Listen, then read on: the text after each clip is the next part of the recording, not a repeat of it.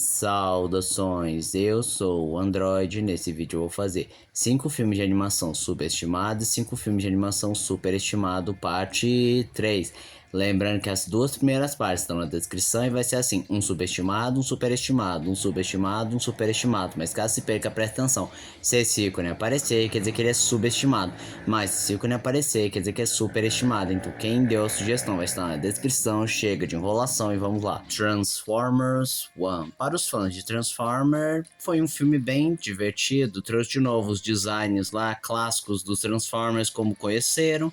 Tem uma boa história, um bom desenvolvimento e principalmente o personagem do Megatron é uma boa versão do Megatron. Claro que existem outras versões tão boas quanto, mas essa não deixa de ser válida. K-Pop Demon Hunters, sejamos sinceros, ele só fez sucesso porque mexeu no K-Pop, e K-Pop é uma febre atualmente, mas se você analisar como um filme mesmo, você vê que ele faz o feijão com arroz, tem algumas coisas que realmente são boas, mas de resto ele não faz mais do mesmo e só se destaca pelos visuais deslumbrantes e pelas performances de K-pop. E se você tirar isso, pronto, temos um filme qualquer coisa. Gatos não sabem dançar ou não sabem cantar, eu não sei qual é o título correto.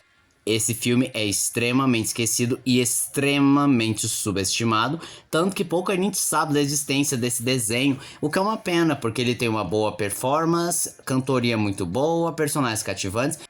E a vilã desse filme é muito boa, carismática, realmente ruim e dissimulada. Tipo, ela é basicamente a fada madrinha do Shrek 2. Então, se você gosta dessa personagem, é claro que você vai gostar dessa vilã. Dragon Ball, a Batalha dos Deuses. O grande motivo porque aclamo esse filme é só porque não tinha nada de Dragon Ball até aquela data. E convenhamos que também foi novidade ser a primeira vez que o Goku não vence o adversário. Eu particularmente acho legal esse filme, mas estruturalmente falando não é tão diferente dos filmes de Dragon Ball de antigamente. E se você é aquela pessoa que critica dizendo, mas Dragon Ball não tem filme bom porque o maior problema é o roteiro, que é mal escrito, não explica nada, às vezes nada, então deixa eu te mandar a real. Batalha dos Deuses faz parte do problema, porque tem a mesma coisa, um roteiro simplório que chega a ser raso, conceitos novos são introduzidos, mas que nunca foram mencionados anteriormente, nem faz sentido não terem sido mencionados, como por exemplo, a existência do Deus Super Saiyajin, tipo, como que raios o Vegeta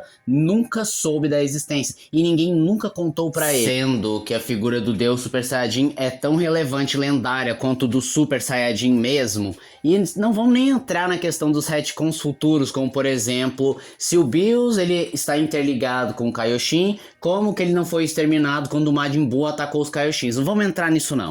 O Cão e a Raposa, apesar de ser conhecido como um filme triste, e infelizmente ele não é lembrado de imediato quando você pergunta quais são os melhores filmes da Disney? Tanto porque houveram títulos bem mais chamativos do que O Cão e a Raposa, quanto pelo fato que ele surgiu numa era que a Disney só estava lançando filmes que infelizmente estão esquecidos pelo tempo. Mas O Cão e a Raposa é uma história fantástica, lindo demais, atemporal e verdadeiramente triste. E diferente de certas mortes...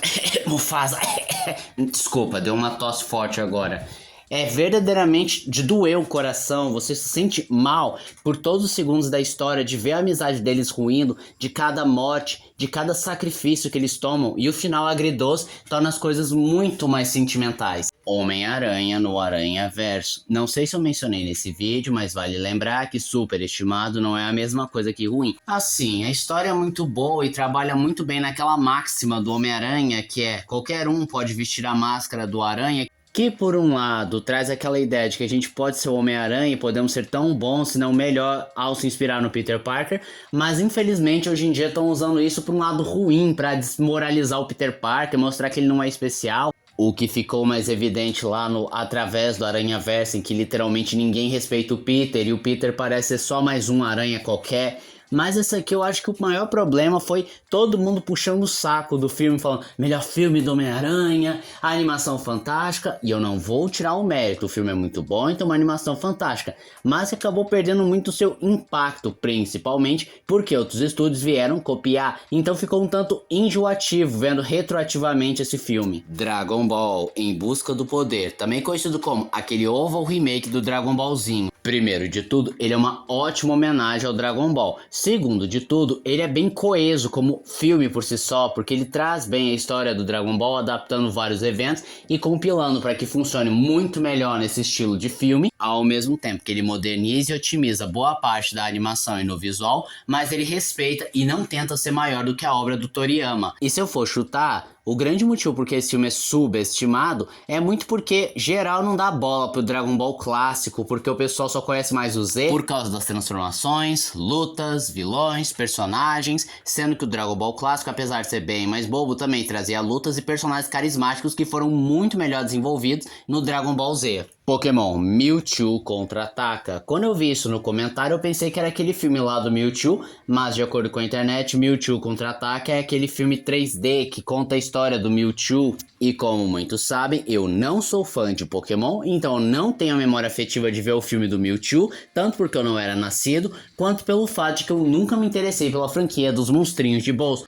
E eu cheguei a dar uma comparada entre esses dois filmes, e o filme do Mewtwo consegue ser um pouco melhor. Eu acho que é porque os anos 90 conseguiam ser bem mais impactantes em questão de roteiro, trama e design de personagem. Agora esse 3D deixou muito fofo, tirou boa parte da carga dramática. E assim, o pessoal só puxa a bola desse filme, não tanto quanto o original, muito por causa da memória afetiva. Então é aquela coisa, se você não tem memória afetiva, como é o meu caso, o filme não funciona contigo. E uma coisa que eu senti também é que esse visual 3D, apesar de bem fofo e bem modelado, não lembra em nada Pokémon. Então tem uma certa crise de identidade. Você olha para os personagens e fala, esse não é o Ash. Esse design só funciona mais para os Pokémons, mas aí é fácil quando você projeta os bichinhos para serem fofinhos, marketáveis, e você coloca um design que deixa eles duplamente fofos. O Rei Leão 2, O Reinado de Simba ou só O Rei Leão 2, esse filme é duplamente subestimado por duas razões. Primeiro, por conta do próprio primeiro filme, que todo mundo aclama como o melhor filme de animação de todos os tempos. O segundo, que é um certo preconceito, porque esse filme foi feito mais para televisão, então ele não teve um orçamento tão grande e dá um pouco aquela estranheza inicial, mas isso é uma completa injustiça, pois o filme, assim como o primeiro, é inspirado em outra obra de Hamlet, no caso, Romeu e Julieta, com exceção do final trágico, e ele adapta muito bem essa temática de famílias rivais que acabam se apaixonando e lutam para tentar fazer esse amor funcionar. Tem um final satisfatório. E os personagens pré-estabelecidos como Simba, Nala, Timão, Pumba e dentre outros funcionam muito bem. Principalmente porque eles têm seus próprios dramas, histórias próprias, coisas que eles amadurecem, mudam de pensamento, igual a gente, que não fica preso a um único pensamento e vai evoluindo, mudando de ideia conforme vai envelhecendo. Eu tô falando disso tanto porque, infelizmente, é um negócio bem raro hoje em dia. Agora, com os personagens novos, a Kiara, o Kovu simplesmente são fantásticos, ótimos personagens que a gente quer acompanhar, quer ver o amor deles se desenvolvendo e quer que eles fiquem juntos. Agora, quando se trata da Zira, eu tenho que tirar o chapéu. O vilã cruel, bem mais do que o Scar. É uma vilã assim bem subestimada, cruel, maquiavélica e que diferente do Scar, que todo mundo puxa a bola falando, ele é um gênio do crime, é um estrategista, um intelecto elevado. Se você parar pra pensar, o Scar agiu muito no impulso, não teve muita premeditação, não houve lá muita estratégia, foi uma ação impulsiva. Agora a Zira, nada disso. Quando ela tem a ideia do Kovu adentrar as terras do reino, conseguir a confiança do Simba para depois traí-lo, isso sim é um plano de gênio, um plano que leva anos de preparação. Ela treina o Kovu para no fim ele concluir a sua sina. E o mais implacável da personagem é que mesmo ela morrendo no final, você não sente que ela realmente perdeu, você vê que ela venceu no final. Principalmente se você viu a cena deletada em que ela tá pendurada, que Kiara oferece a pata pra salvá-la e ela simplesmente só diz não, nunca, e se joga pra morte com um sorriso macabro no rosto. A Bela e a Fera. Primeiro de tudo, não é hipocrisia da minha parte, depois que eu já rasguei elogios pra Bela e a Fera e disse que era o meu filme favorito da Disney e que a Bela é minha waifu, então eu não posso negar que esse filme é bem superestimado.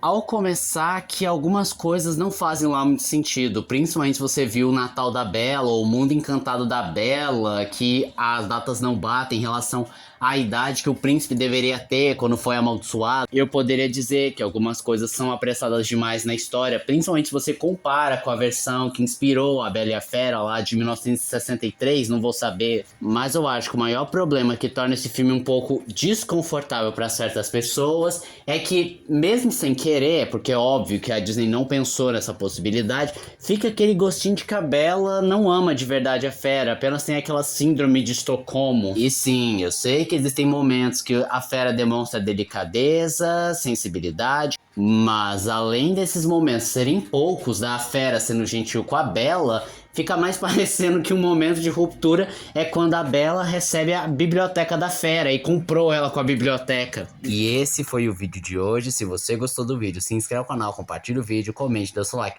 Também não esqueçam de ativar as notificações, show de like, caso gostem dos meus vídeos. Então, Android, tchau.